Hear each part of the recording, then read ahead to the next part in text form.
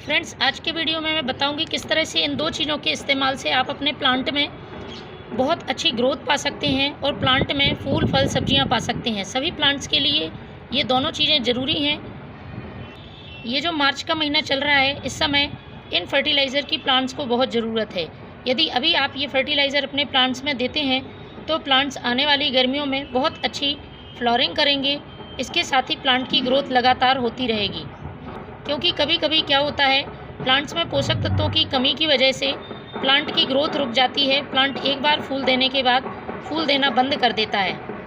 तो यदि आप चाहते हैं कि प्लांट लगातार फूल देते रहें और उनकी ग्रोथ होती रहे, तो ये चीज़ें आप अभी प्लांट में डाल दें। प्लांट के लिए ज़रूरी सभी पोषक तत्वों से भरपूर ये फर्टिलाइज़र हैं। प्लांट में ग्रोथ के लिए और प्लांट में फूल और फल लाने के लिए जिन तत्वों की ज़रूरत होती है, वो सारे एलिमेंट इस फर्टिलाइज़र से मिल जाएंगे। इस फर्टिलाइज़र की यदि फ़ायदे की बात करें तो ये दोनों चीज़ें प्लांट की सॉइल को उपजाऊ बनाती हैं, प्लांट में ज़रूरी पोषक तत्वों की पूर्ति करती हैं। इसके साथ ही प्लांट की मिट्टी में यदि किसी तरह का फंगस है या इंसेक्ट है तो वह भी खत्म होगा। आपको अपने प्लांट में फर्टिलाइज़र के साथ साथ ऐसी चीज़ों का इस्तेमाल करना चाहिए जो मिट्टी में किसी तरह के फंगस ना लगने दें और किसी तरह का इंसेक्ट ना होने दें। इसलिए अभी इस समय इन दोनों चीज़ों को डालना बेहद ही ज़रूरी है। इसे आप अभी जो समर सीज़न के फ्लोरिंग प्लांट हैं उनमें डालें। प्लांट बहुत तेज़ी से कलियां बनाना शुरू करेंगे, उनकी ग्रोथ बहुत तेज़ होगी। जैसे कि मोगरा प्लांट है, मोगरा प्लांट में शुरुआती दौर में ग्रोथ भी होती है और उसमें कलियां बनने लगती हैं और फूल लगने लगते हैं, लेकिन धीरे धीरे ये मोगरा प्लांट फूल बनाना बंद कर देता है। तो यदि आप ये फर्टिलाइज़र अपने मोगरा प्लांट में डालते हैं तो मोगरा प्लांट पूरी गर्मियों भर ढेरों फूल देगा और उसकी लगातार ग्रोथ भी होती रहेगी।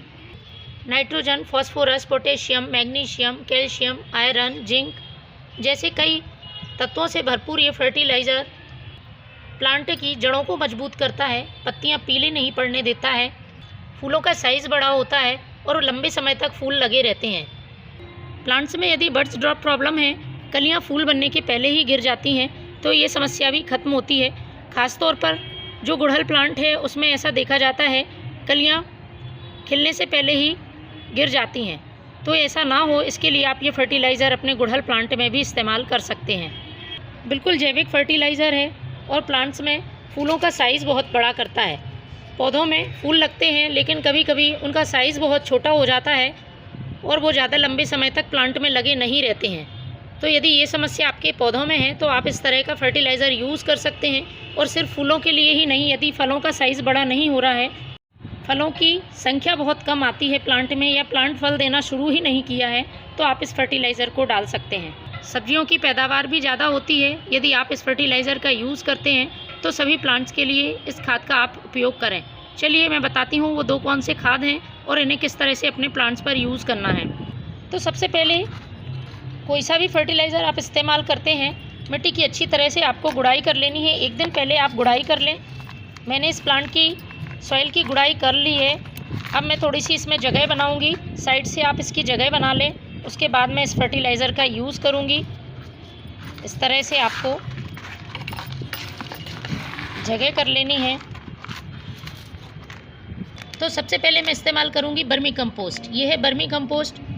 बर्मी कंपोस्ट जैविक फर्टिलाइज़र है और प्लांट के लिए बहुत ही उपयोगी है। मैंने इसके फ़ायदे के बारे में आपको वीडियो में बता दिया है।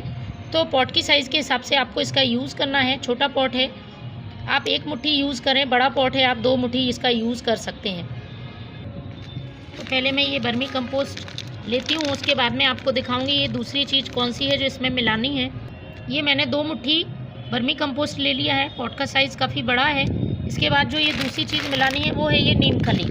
नीम खली का यूज़ प्लांट की सॉइल में पोषक तत्वों की पूर्ति तो करता ही है, इसके साथ ही किसी तरह का यदि इंसेक्ट है, फंगस है, चींटियाँ हैं, कीड़े हैं, तो वो नहीं लगने देता है। इसलिए नीम खली का यूज़ आप जब भी रिपोर्टिंग कर रहे हैं तब भी करें, सॉइल मीडिया बनाते समय भी आप यूज़ करें, और महीने में एक बार फर्टिलाइज़र के रूप में भी आप इसको यूज़ कर सकते हैं। तो मैं इसमें 1 चम्मच नीम खली पाउडर डालूँगी। तो मैंने ये ले ली है नीम खली, इसको भी इसमें मिला देते हैं। अच्छी तरह से आप इसको मिक्स कर लें और उसके बाद प्लांट की सॉइल में चारों तरफ इस तरह से आपको डाल देना है। इसके बाद आप इसे मिट्टी से ढक दें और अच्छी तरह से पानी डाल दें। फ्रेंड्स, महीने में एक बार आप इन दोनों चीज़ों का अपने प्लांट में ज़रूर यूज़ करें। आपके प्लांट स्वस्थ, हरे भरे और सुरक्षित रहेंगे। Thank you.